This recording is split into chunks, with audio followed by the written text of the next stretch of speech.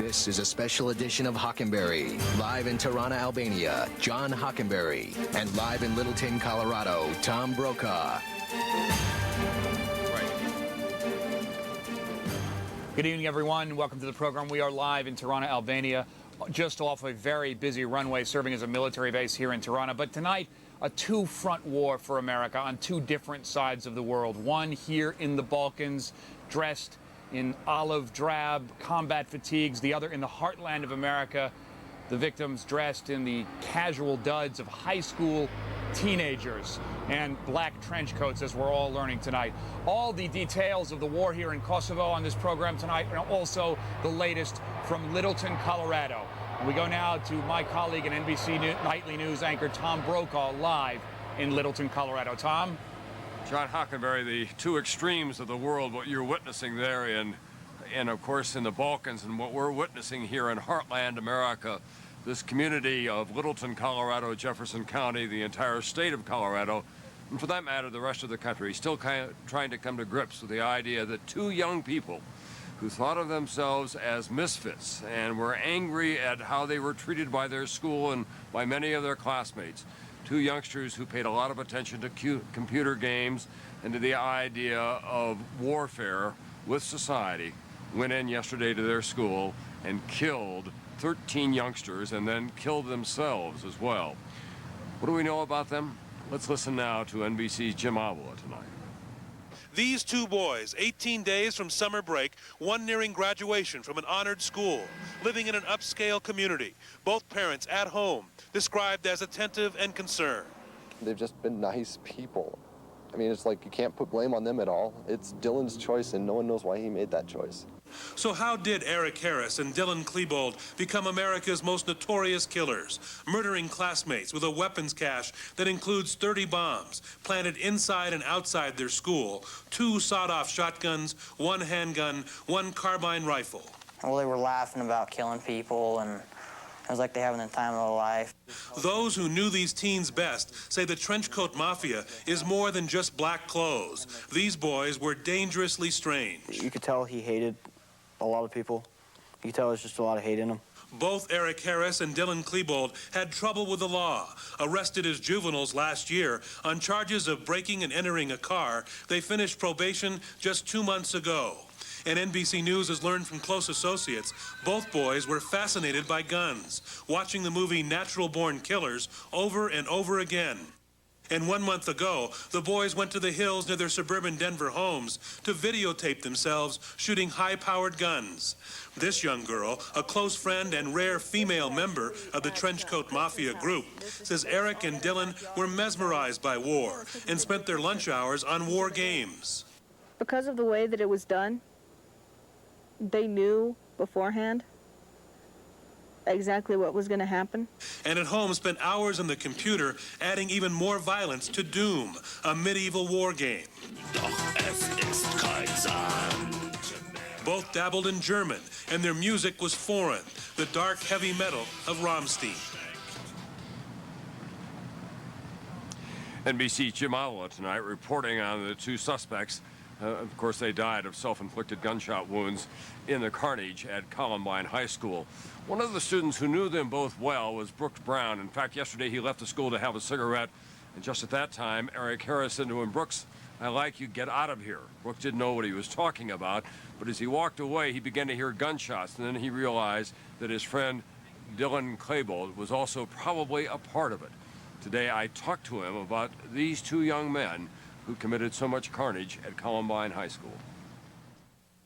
I'd known him for so long. He wasn't that violent of a person ever. Did you ever hear him talk about hating the jocks or hating black people? Or Everyone at our school talks about hating one group or another, but he always did it jokingly. what about these reports that they were picking out black people to deliberately shoot them? No, they weren't racist. They hated everybody. As sick and demented as that may be, they didn't mean anything by it. What do you think happened to your friend Dylan? He's a follower. He just got taken into Eric, because Eric helped him get attention. Dylan and Eric were never liked by anyone. And Dylan's parents are going through a terrible time. Yeah, I've just been watching a lot of the news shows, and I know that they've been putting them off as kind of like these horrible parents, you know, what did they do to make their kid turn out like this? And they didn't do anything. I mean, they were nice people. I mean, I've known Dylan since I was 5. Dylan went to the prom on Saturday night. Yeah. Nothing unusual happened? No, they had a great time. My friend went with them. My friend doubled with Dylan and his date, and they had a great time. There's nothing. You could not have seen this coming a million years away. Are you going to be okay? Probably not. I know I'm not going to be able to go back to Columbine, ever. 2 of my really good friends shot and killed people there. And I have another couple of friends that are on the missing list. I have a number of friends who are in hospitals right now in surgery. I'm never going to be able to go back there. And curiously enough, Brooks Brown told me tonight that Eric Harris, for all this talk about them singling out athletes at the school, that Eric Harris was once a soccer player at the school, and that his brother, Kevin, played varsity football for 4 years before graduating last year. I'm joined now from Washington by Colorado Senator Ben Nighthorse Campbell. Ben Nighthorse Campbell has been watching all of this from the nation's capital. First of all, Senator, what was your reaction when you heard that this was going on in Littleton, Colorado, which, after all, is emblematic of America's prosperity and America's promise out here in the Rocky Mountain West? Well, Tom, was almost unbelievable. I think it's one of the worst tragedies that's ever happened in the state of Colorado. I know Littleton well and Columbine. It's a fine school, a good administration, fine faculty. To my knowledge, they've never had a problem with any racial problems or any real discord that you sometimes find in inner city schools. It's just amazing that this terrible thing could happen in a school like Columbine. But, Senator, we've had now 8 school shootings in the last 2 years in America.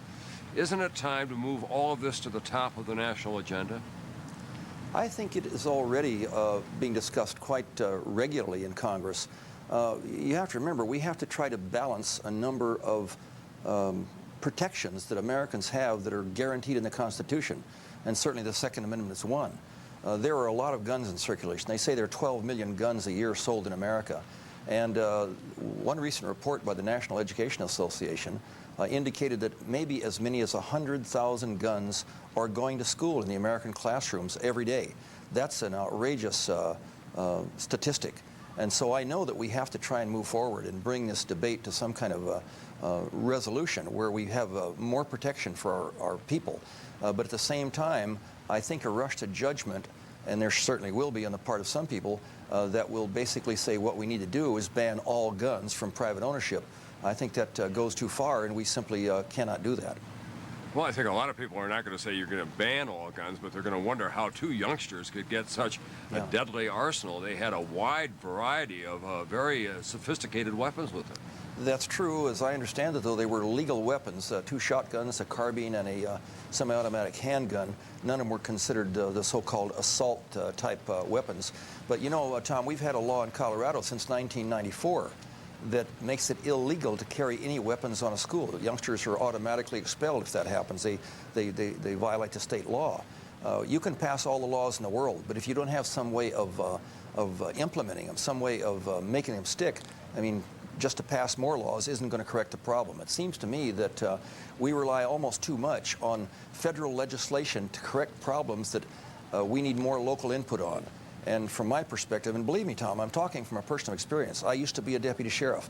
I was a school teacher. I belonged to a gang as a youngster. I was a high school dropout in a lot of trouble myself. So I didn't learn what I know from reading a book somewhere or seeing a graph or a chart in a classroom. I know it from being on the streets.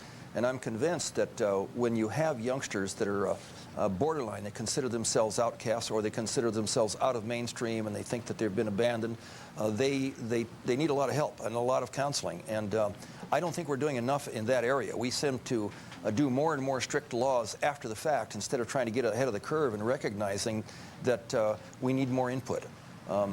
Last year, by the way, I did introduce a bill that the President signed October the 27th that we're calling the Cops in Schools bill that provides $60 million of grant money to schools that would like to have police officers come into the schools as resource people, not as guards, but as resource people, to teach conflict resolution, to try and deal with the youngsters on a first-name basis. And so far, to my knowledge, no schools in Colorado have taken advantage of that grant program and applied for that money. Will you take an active role in any kind of continuing discussion here in the wake of the Columbine High School shooting, and what role do you think that you could play? Well, you know, I'm probably the only one in the United States Senate that currently does work with young gang members. And I don't do it because I support their activities. I do it because I really believe that our nation's leaders can't isolate themselves from what's happening in the streets and in the schools, and so I do that. But it seems to me that we have to have a lot more input and a lot more help from the churches, the community groups, parents, and you know, the hometown folks. You often hear back here that one of the reasons kids are resorting to more violence is because they see it on television all the time, or they see it in video games. You've heard that, and I have too. Fact of the matter is, there are some certain First Amendment rights that you almost can't take away and take some things off TV, even though a lot of us would like to. But the parents do have the last say. They can turn off the TV. They can prevent their youngsters from watching things that they think might be bad for them. And I think that the parents have to step up to the plate and recognize that and be much more participatory in their youngsters' activities. Senator Ben Knight, Horst Campbell, thank you very much for being with us tonight. Thank you, Tom. We also should tell you that the NRA was scheduled to have its national meeting here in Denver at the end of the month. That's the National Rifle Association. But today, Charlton Heston, who's the new president, said they would scale back that meeting, but they also appealed to NRA members to stand in unity during this time while expressing their sympathy for what happened here at Columbine High School. I'll be back with more on this special edition of Hockenberry right after this.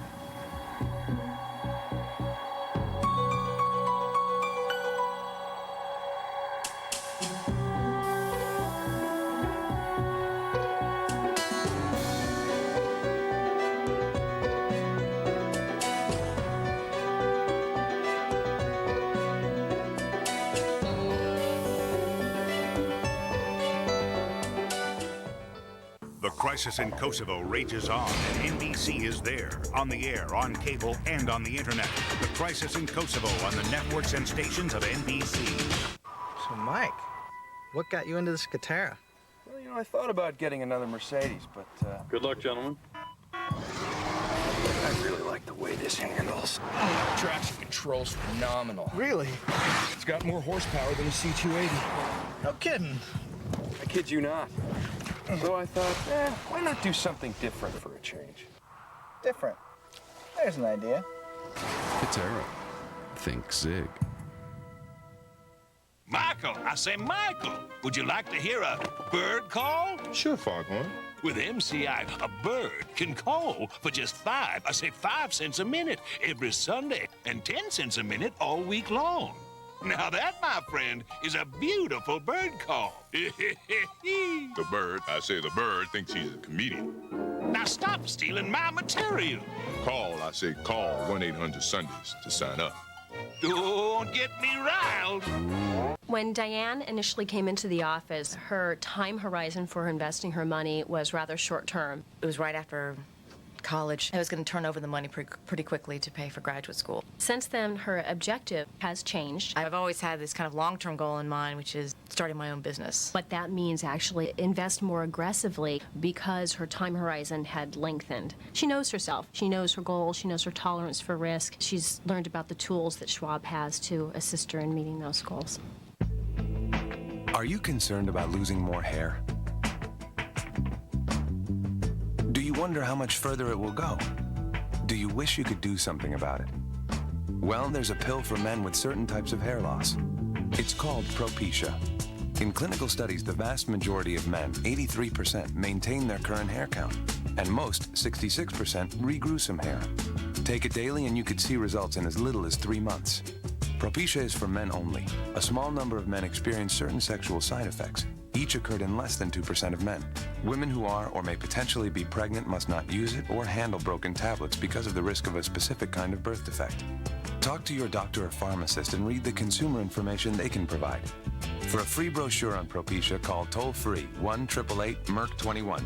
It will give you more facts and show you clinical before and after photos. You can also receive a list of doctors in your area. Propecia, helping make hair loss history.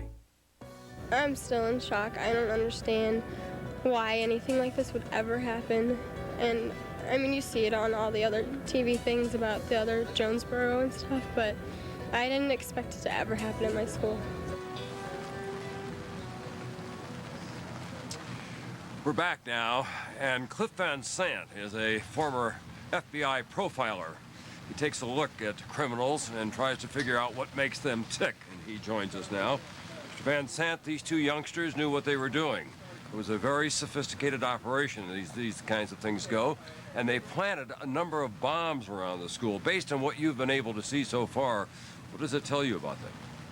Well, Tom, you know, one of the questions what law enforcement is going to have to resolve is that could these two young men have brought everything in there by themselves, the ammunition, the bombs, everything else? Are they 100% responsible, or did they have some type of assistance? And who else knew about this? Were there other children out there who knew what the plans were, whether it was going to be a joke, whether it was going to be a bomb, whether it was going to be a gun in the school? You know, part of the responsibility falls back, you know, bless their soul, is on the children too. We have to take responsibility as adults, and children are being forced to take responsibility for themselves in the school too. If they see something, if they hear something, they've got to step up, raise their hand and say, for my own protection and the sake of the other students, I need to tell you this, and that's got to take place. You know, earlier tonight, Mr. Van Sant, I read from some of the transcripts of Eric Harris's website. The language could not have been more vile. It could not have been more graphic in terms of his sense of violence, his eagerness to kill people, the kind of vituperative attacks that he made on minorities, for example. He said, I live in Denver, but I'd like to kill every resident because of their snotty attitudes.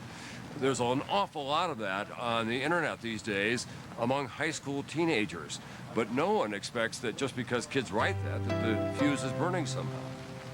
Well, you know, Tom, what we're dealing with is a significant, small but significant segment of our society, our children, that really feel they're disenfranchised from the rest of society.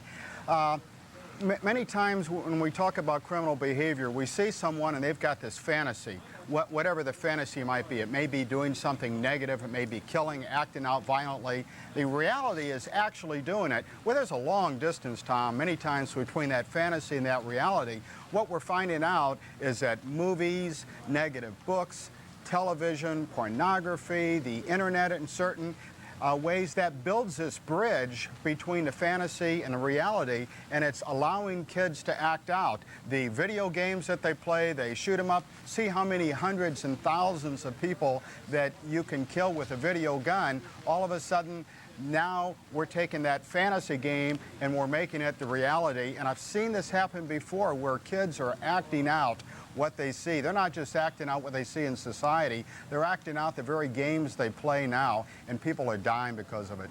What you're saying is that the lines are no longer just blurred, that they're gone in too many instances.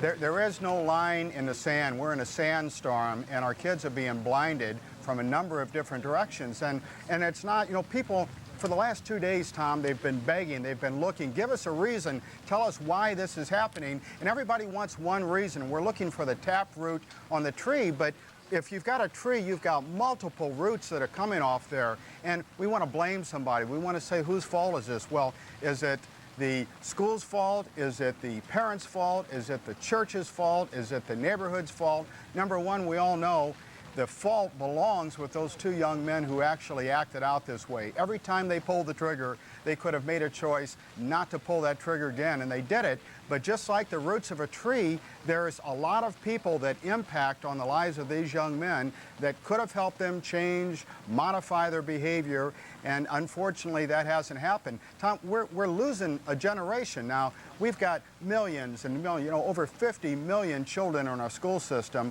and we've got a very few that act out and bring guns in. But the feelings of just personal loss and grief and frustration and separation from their peers, we can measure this, I'm sure, in the thousands of children. We've got a generation that's just begging for help, and as a society, we've got to answer that silent cry for help. You know, the other thing that strikes me, Mr. Van Sant, is that increasingly generations live in different worlds. The parents of these kinds of kids live in one world, and the teenagers today live in an ever darker world, and there's very little connective tissue between them. Well, you know, part of the challenge is we've got children growing up many times in not so affluent and many times much more affluent homes. we're asking the children to look down the line 20, 30, 40 years and say, maybe you can put all this together and maybe you can achieve what your parents had. Maybe you're going to achieve better. But we've got children who are conditioned, they want it now, and their needs are not being met. But the challenge is, Tom, we've got a generation of young people growing up and they don't have the conflict resolution skills that they need. Instead of turning to let's resolve this verbally, we're turning to let's resolve this by violence. That's the way we even the scale. That's the way we put violence on one side and negative behavior on the other, and it's coming together, and our kids are losing. Do you think that law enforcement is adjusting rapidly enough to the new realities of what is going on among young people in America? Tom, I think law enforcement is trying very hard. You know, I've heard guests all day today talk about different things. You know, let's bring it up before the Congress and the Senate and let's pass more laws. How do you legislate moral responsibility? I don't think we can do it. It's got to start with the individual. It's got to start with the parents. It's got to start in the home. I mean, law enforcement is doing everything they can, but by the time you get someone who acts out at 16 to 17 years old, all law enforcement can do is react to the negative behavior. If we can back the hands of time up, if we can go back again to that young boy, a young girl, they're growing up in a home, they're challenged socially, psychologically. You know, the parents need to be able to identify the needs, the school needs to help. You know, we used to have that triangle, Tom. It was the church, the home, and the school, and that was this good, tight figure. Well, we've lost one or two different parts at different times. Children don't have those confines to work within. We've got 50% of the kids in this country growing up in a one-parent family. We've got single mothers fighting desperately, just trying to keep their head above water. Now, we've got children that have such a sense of need, and they're looking for heroes. If, in fact, these two young men looked at Adolf Hitler as a hero figure, I mean, we've got the Mark McGuires, we've got the airmen and airwomen that are fighting for our country right now. What we need, Tom, are heroes to be a father who goes home every night to the children that he has helped give birth to and be there at night and be a father figure, be a role model, be an example. We can help turn this generation around very quickly, but you know, we're looking for other quick fixes. We're looking for government to take over the responsibility of parents and the individuals themselves. Cliff Van Zandt, former FBI profiler, and a man who's been thinking obviously a lot about the role of all of us, all the institutions, all the families, all the parts of America in doing something about this awful business of teenagers and violence. And here in Littleton, Colorado, 15 deaths. I'll be right back.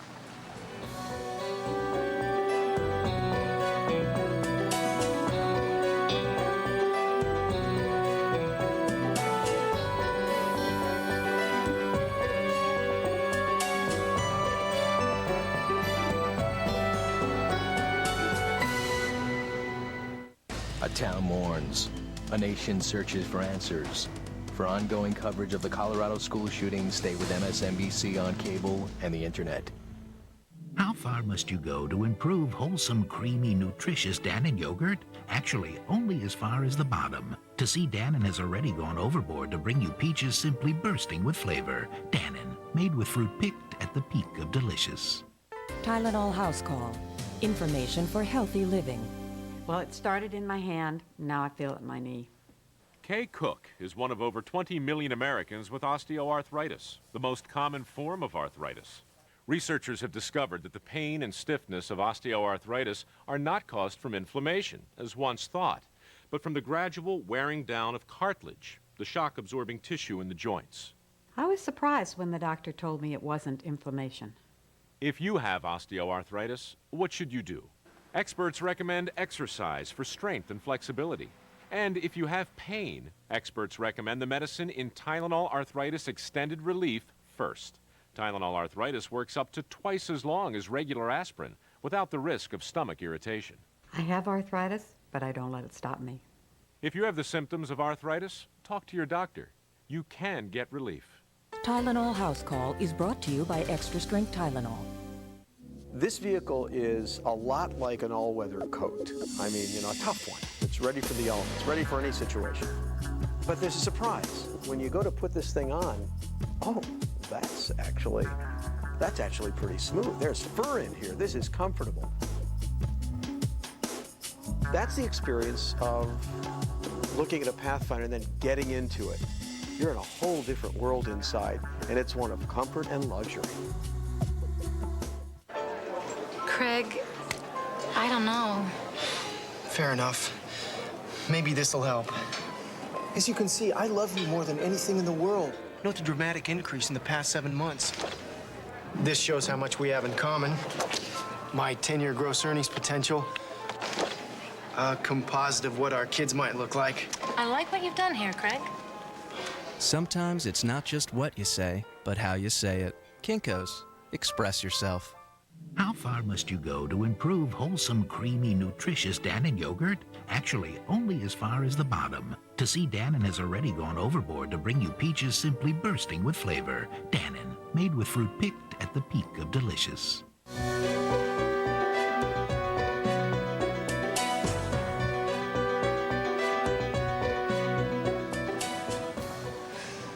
Someone who's been working around the clock since this shooting first broke out yesterday afternoon, actually late morning yesterday, Colorado time, is the newly elected sheriff of Jefferson County, and he joins me now. He is John Stone. Sheriff Stone, all the bodies we're told now have been removed from the high school. Have all the parents of all the victims been notified by now? Yes, they have. And what about the investigation? There were reports earlier this evening that you are still trying to track down whether there are other members of a conspiracy. Can you comment on that at all?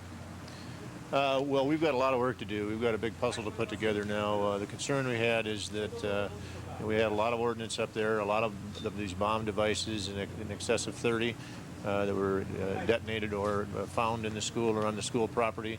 We had 4 weapons that were brought up by these individuals. We had, 900 kids basically in their school that were terrorized for a period of time, and now it's time to sit down with these witnesses for a second time, and now that we have 2 suspects identified, to determine to see if there were more persons seen in the school that actually had weapons or bombs in their possession during this time of the event.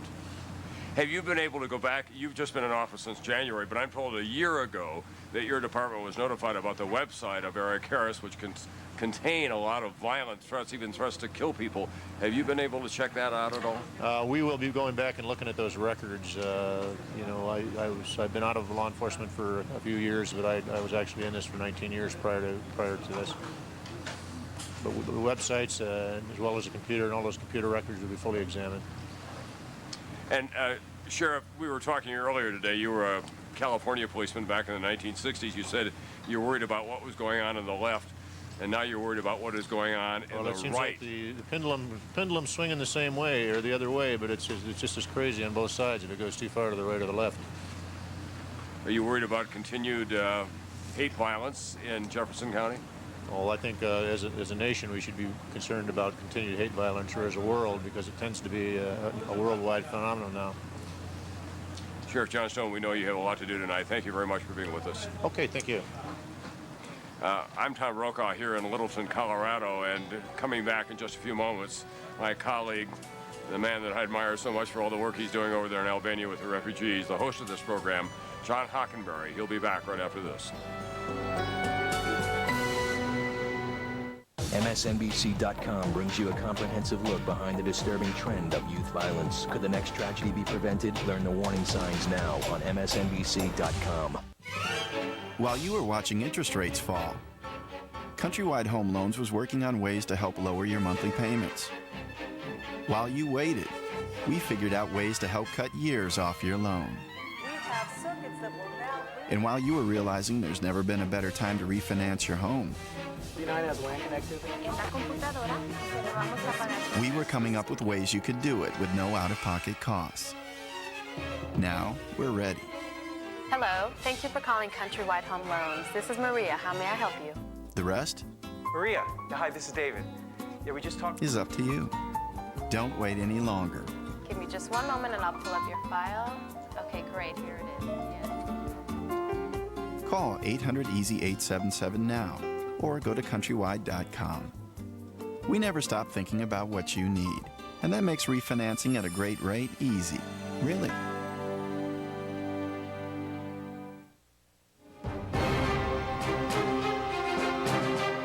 This special edition of Hockenberry continues. From Tirana, Albania, here again is John Hockenberry. Welcome back. Here we are live in Tirana, Albania. I want to thank Tom Brokaw for that excellent survey of the just tragedy taking place in Littleton, Colorado. Certainly Tom Brokaw, better than most, understands the chasm between the generations. He's written so eloquently about it. The discussion of the disconnect between the generations, certainly an issue for all Americans on this very tragic night. I was talking with a major today, one of the American soldiers, American servicemen here as part of the humanitarian effort, who had been so focused on the humanitarian effort here in Albania that he knew nothing of the shooting that had taken place in Littleton, Colorado. I told him the details of what had happened.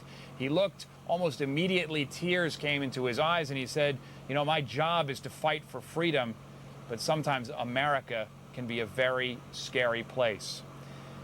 Those are the issues tonight. For the rest of this program, we want to talk about the details in this war, and there are many. First and foremost, the helicopters. So long anticipated, now they're here. A dozen, the first perhaps of more Apache helicopters, arrived in Tirana, Albania today. They will be part of not a ground troop force, but a ground-based force. Those helicopters, anti-tank weapons, along with other weapons that have joined them here in Tirana, Albania, will be the staging area for launching what are presumed to be attacks against ground forces, armored ground forces inside Kosovo. So far, those attacks have not been terribly successful by NATO, but it's hoped that the Apaches will be able to up the record and improve the success rate inside Kosovo.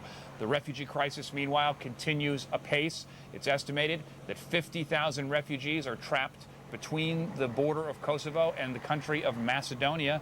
The refugees are on the move again, and the border is closed, or at least has been intermittently closed along the Macedonian frontier. Macedonia saying it has no room for more refugees. It wants no more refugees. And as if a signal to the Macedonian government, today Vice President Al Gore suggested that 20,000 Kosovo refugees would be eligible to come to the United States on what the Vice President, or at least the Clinton administration, is calling a prioritized schedule, with the greatest priority to people with family members in the United States, the second greatest priority to those who are believed to be in physical or political peril, and then others on a case-by-case basis. But 20,000 is nowhere near the number of refugees that are in peril here in Albania, in Macedonia, and on the border of Montenegro. So all this half hour, we'll be talking about those details. I want to introduce my first two guests. First of all, NBC's Frederica Whitfield, who is in Skopje, Macedonia,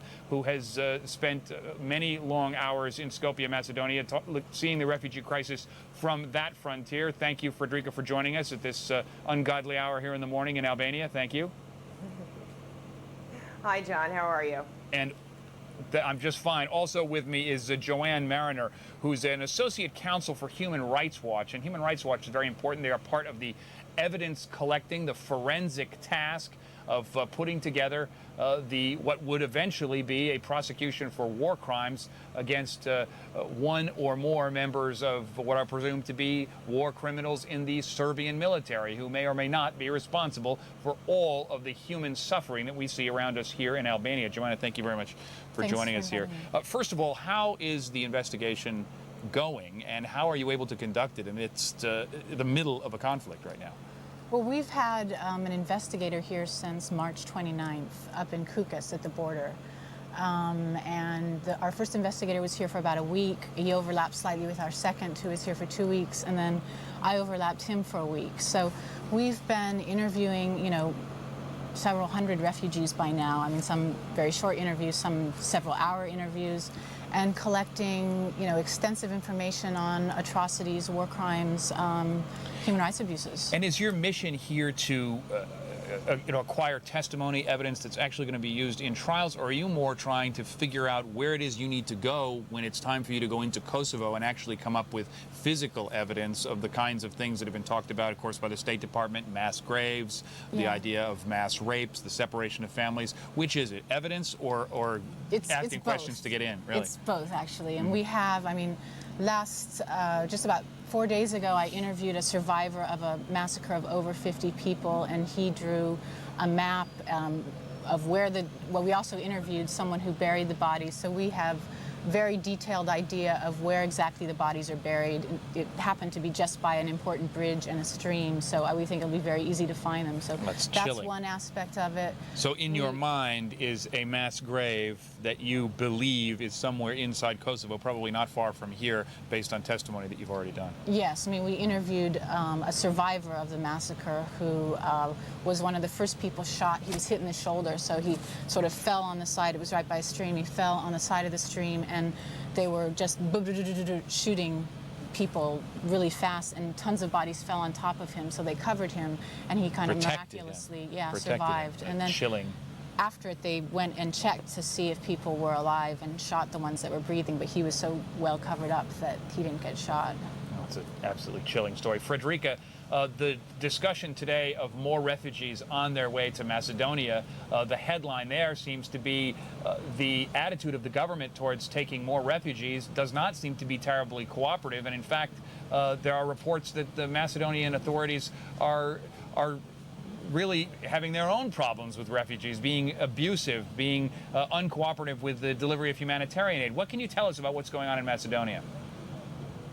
Well, the officials here have really said that, you know what, we have reached our limit. We've got at least 130,000 ethnic Albanians that we're now trying to help take care of, and we can't handle anymore. So the government apparently has been a bit tight with its borders in the past few days. Instead of the thousands that we've been seeing on average per day entering Macedonia, now it's down to a trickle. It is a few hundred.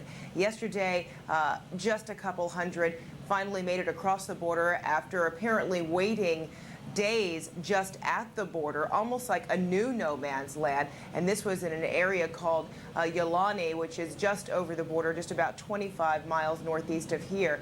And apparently for days, many of these refugees who had been already hiding in the woods, in the mountains there, tried to make it across the border, which is not an official border crossing at that point, but there are, of course, border patrol. It is a major thoroughfare, a road there, which people tried to cross. They were unable to. The government saying, we really can't handle anymore. We have no place to put you. All of our tent cities are filled at this point.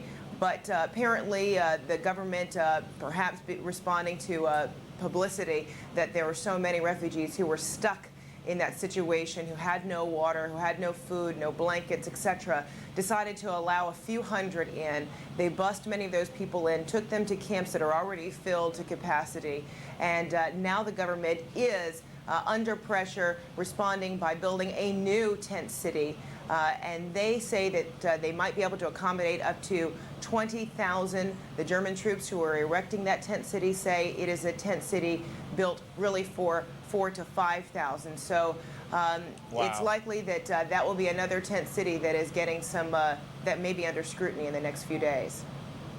Well, Frederica is describing the difficulty between the humanitarian agencies and the government of Macedonia, Macedonia for its own reasons, not wanting to take all of these refugees, which raises the issue.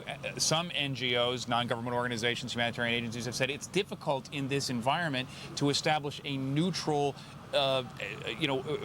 climate in which to work, that they're perceived perhaps as part of the conflict. How important is neutrality for you to do your work? Well, for us, it's absolutely critical because we have to maintain objectivity and neutrality for our work to have any credibility. How do you do that, though? I mean, if you march into Kosovo as an investigator, I can fully imagine some Serbian policeman is going to come up to you and say, hey, you're working for the U.S. State Department. What do you say to them? One thing we do is we hand out our reports on human rights abuses in the U.S. I mean, we've actually done more reports on U.S. abuses in recent years than we have on practically any other country. And that'd be about the first thing out of your mouth if you were talking to the Serbians. Yeah, say, hey, that usually really surprises people abroad. And two, we just discuss with them that we report on over 70 countries worldwide. We take no sides. We're nonpartisan. We report on sort of every type of regime. Frederica, do you think objectivity is something that can be achieved in this part of the world where ethnicity is such a powder keg and the history is so filled with tragedy associated with the warring of different kinds of groups in fratricidal conflicts like this? I think it's going to be really tough, and we're seeing already that it is. This is a volatile region for many reasons. People here are really holding on to quite deep-rooted issues of adversity between various ethnicities here. Even here in Macedonia, where people are trying to be, or many of the citizens here are saying that they want to help out the ethnic Albanians crossing the border because they do feel sympathetic to their plight. At the same time, you talk to people here who are a bit angry and unsettled about the government and its economy here, and the reasons being that they are rather unaccepting in this part of the world. That's right. Every act is political in this part of the world, even acts of generosity. Yeah. Go ahead. Yeah, no, that's right. And and people look Joanne, at their day-to-day struggles. I'm Absolutely sorry, right. Let me get one last question to Joanne here before we go, okay? Joanne, you've got more work to do. How do you feel personally going through these details?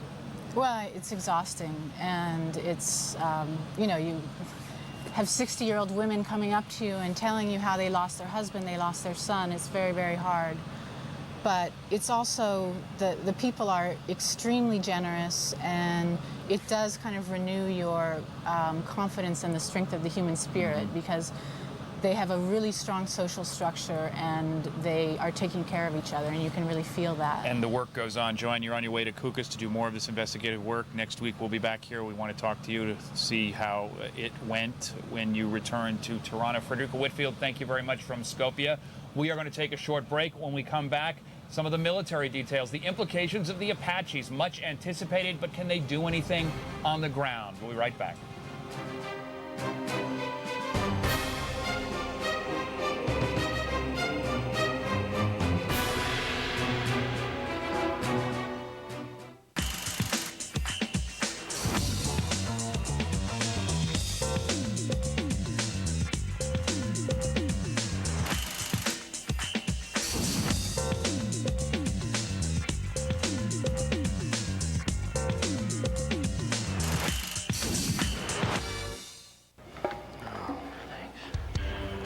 Where'd you get the club? Accounting. County gave you a club? Yeah, I made him a deal. Deal? Whenever my cell bills are half as much as yours, they give me a club. Aren't you on the phone all the time? Yeah, but I have Nextel. My calls are rounded to the second. I pay less. It's not fair. I want to be rounded to the second. I want clubs. Where do I get my putter? Giving you a putter? Nextel's 1 second rounding makes ordinary cell phones seem ordinary. Mud holes, dirt roads. Most people wouldn't think of driving through stuff like that. But then that's the beauty of Subaru all-wheel drive. It automatically transfers power from the wheels that slip to the wheels that grip, which means it does the thinking for you.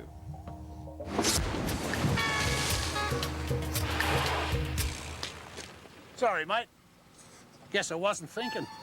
Subaru, the beauty of all-wheel drive. 40 years ago, we started this business. 10 years ago, our sons wanted to help. Last year, our daughter decided to join. Our whole family is in the business. How do we make sure the business stays in our family? At Lincoln Financial Group, we provide clear, understandable business succession planning to help you preserve the work of a lifetime. Lincoln Financial Group, clear solutions in a complex world. Well, it's time to go. Oh, we love having you here. Oh, we'll be back. It's a great place. Thanks. Have you always had this in? Oh, we ran our own printing company. This was always our dream for when we retired. You should have seen it before. It needed a lot of work, but we did it. I don't know if we'd be able to do it. You'd be surprised. Martin got us investing with T. Rowe Price. Even helped us work out what we could spend once we retired. Maybe we ought to think about that. I think so. T. Rowe Price, helping people invest with confidence for over 60 years. Lively conversation every morning. Wrestling, Sunday afternoons. flower arranging, weekends. Bike riding, whenever. Boost, daily. With essential vitamins and minerals, Boost is just one of those special things you do to take care of yourself. In bars and drinks, Boost, a nutritional part of this complete life. It's April. Can showers be very far behind? Remember to protect your deck with Thompson's Wood Protector. Rain, sun, mildew. Nothing we make works harder, longer, so nothing can rain on your parade. Thompson's Wood Protector. It never takes a day off. How far must you go to improve the creamy yogurt of Dannon Double Delights? Frankly, just over the top. To find Dannon has already gone to great lengths to bring you strawberries this luscious for a total double delight. Dannon, made with fruit picked at the peak of delicious.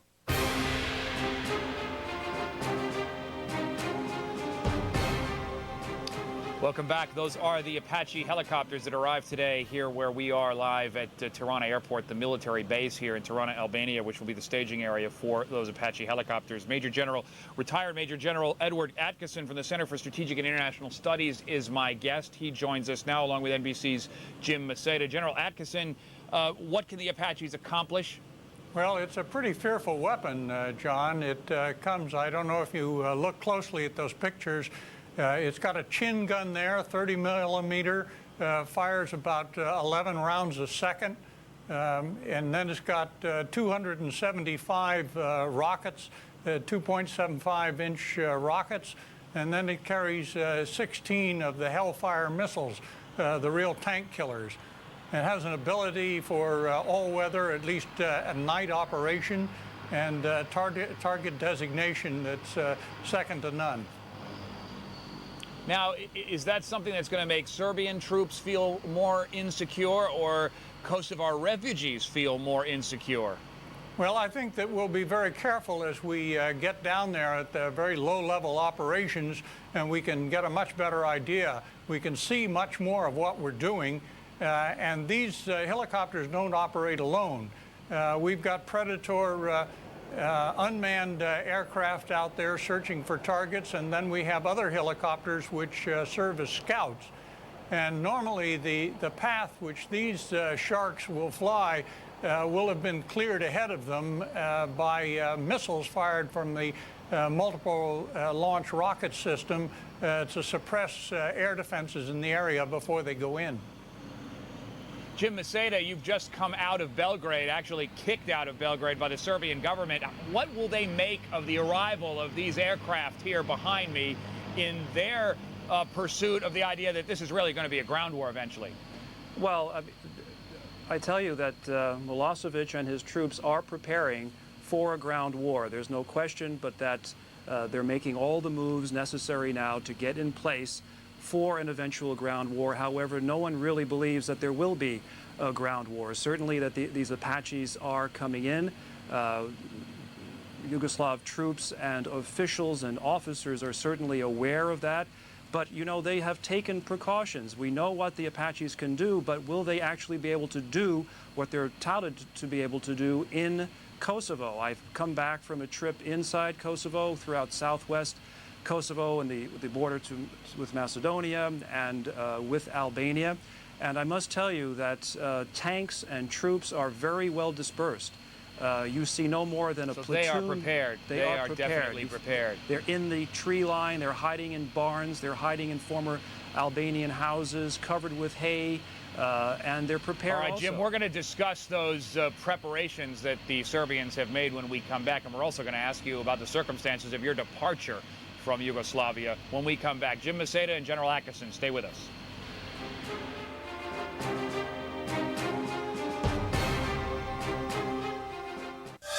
A nation torn apart, thousands without a place to call home. Is there hope on the horizon? For continuing primetime coverage of the crisis in Kosovo, stay with MSNBC.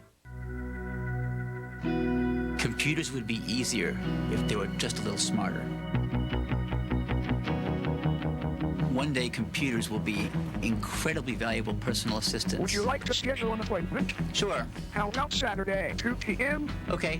Computers will recognize who you are, recognize your voice, and understand what you're saying. Oh, yeah. Know your mood, personality. You getting this?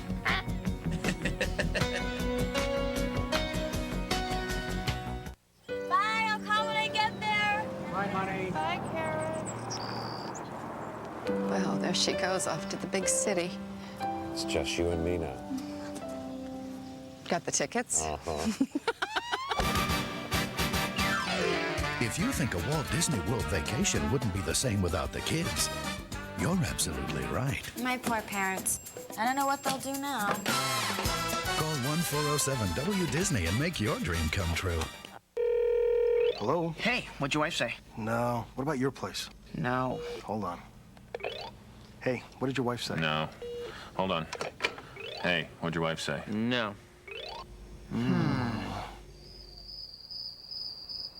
With 2 power outlets and a built-in picnic table, it's the ultimate survival tool. I'm in. I'm in. Yeah, I'm in. The 4-wheel drive CR-V from Honda. Come on, I gotta be home by 10. Me too. Me too. What will it take to build this company? To get ready for prime time on the web. How can we do everything a little faster? Okay, a lot faster. When they're looking for answers, more CIOs, more webmasters, more people, look to Compaq than to any other computer company in the world. Limits? What limits? Compaq. Better answers. She's growing up 1,000 miles away from her grandparents, 1,000 miles from the way you grew up. But now her time with them can be unlimited. With Sprint, switch now. Call toll-free 1-877-4-WEEKENDS. You'll get unlimited weekend calling for your first 2 months. And 1,000 weekend minutes every month after that for just $25 a month, which can close the gap in a heartbeat. Is there any better way to spend $25? Even weekdays are just $0.10 a minute. Call Sprint now for 1,000 reasons. 2 months of unlimited weekend calls and 1,000 weekend minutes every month after that, even on calls to your Sprint 800 number. And only $0.10 a minute on weekdays, which can make 1,000 miles disappear. Isn't that the point of contact? Call toll-free 1-877-4-WEEKENDS now or visit us at sprint.com.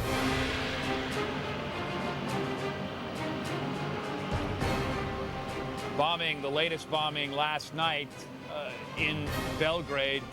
There you're seeing shots of what was apparently a very important building to Slobodan Milosevic, which was hit last night in a raid that is described as part of the effort by NATO to upgrade the targets, to increase the frequency of the targets. We are live here in Tirana, Albania, where right behind me a C-130 is about to take off, part of the humanitarian effort and the military resupply effort that's going on here on a 24-hour basis here at Tirana Airport, now that the Apache helicopters have arrived. Jim Maceda, you've just left Belgrade. If you can hear me, what do the Serbian people make of everything that is going on? Certainly they're not getting the same story that those in the West are. John, there's a real disconnect between what's happening in Belgrade, what kind of information people get there, and what's going on in Kosovo. I remember one day last week when tens of thousands of Kosovar Albanian refugees were fleeing the border, and at the same time in Belgrade there was a marathon being raced that ended sometime early afternoon, and in late afternoon there was at the Hippodrome a horse race. Many people were betting on that.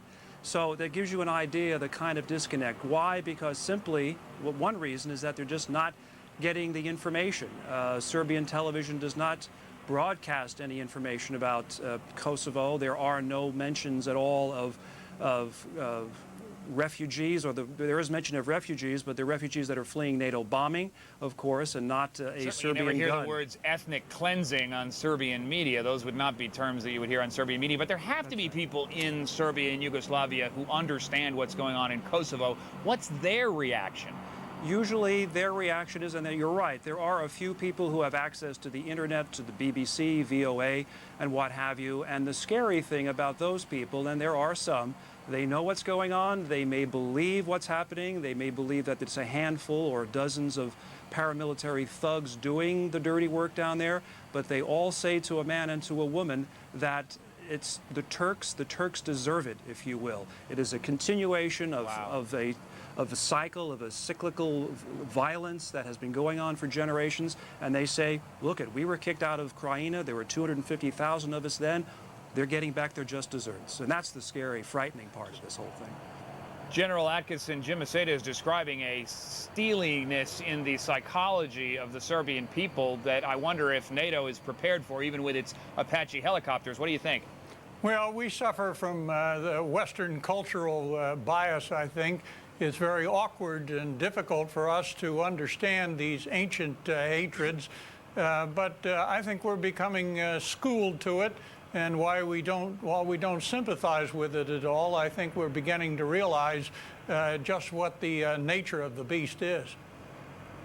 Well, we are grappling with our own very contemporary hatreds here this particular week in the United States, and we're having difficulty sorting out what that all means as well. General Atkinson and Jim Maceda, thank you very much for joining me tonight. We're going to have some final thoughts and take you out of this program when we come back after this short break. Stay with us.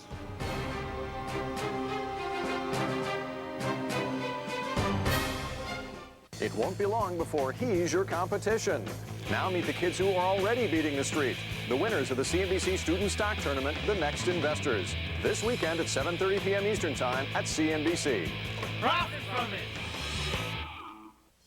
10-10-220 lets you call all over the world at amazing low rates. Dial 10-10-220 and all calls within the U.S. and to Canada are only 99 cents for up to 20 minutes. Call most of Europe and it's only $1.99 for all calls up to 10 minutes and just 19 cents for each additional minute. Call Mexico and it's just $2.99 for all calls up to 10 minutes and only 34 cents for each minute after that. With 10-10-220, you save all day, every day. Dial 10-10-220 for great savings all over the world. This vehicle is a lot like an all-weather coat. I mean, you know, a tough one. It's ready for the elements, ready for any situation. But there's a surprise. When you go to put this thing on, oh, that's actually pretty smooth. There's fur in here. This is comfortable. That's the experience of looking at a Pathfinder and then getting into it. You're in a whole different world inside, and it's one of comfort and luxury.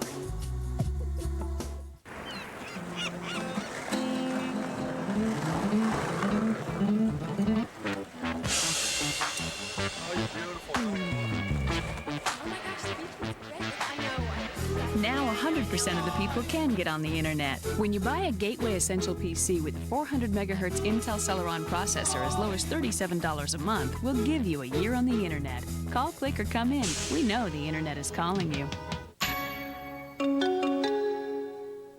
If I could fall asleep right now, I'd get 6 good hours. If I could still get 4 hours, 4 hours is okay. I've done without sleep before. Oh, I can do it again. If you can't sleep, if things you've tried leave you groggy the next day, your doctor has an innovative approach to sleep therapy you should know about. Sleep Solutions from Searle.